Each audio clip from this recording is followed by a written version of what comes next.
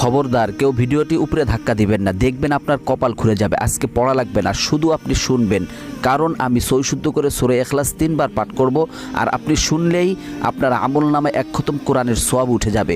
তো চলুন শুরু করা যাক। তো শুরু করার আগে যদি ভিডিওটি ভালো লাগে অবশ্যই চ্যানেলটি সাবস্ক্রাইব, ভিডিওটি লাইক এবং ভিডিওটি শেয়ার করার অনুরোধ করছি। তো চলুন শুনে আসি 3 বার। বিসমিল্লাহির রহমানির রহিম।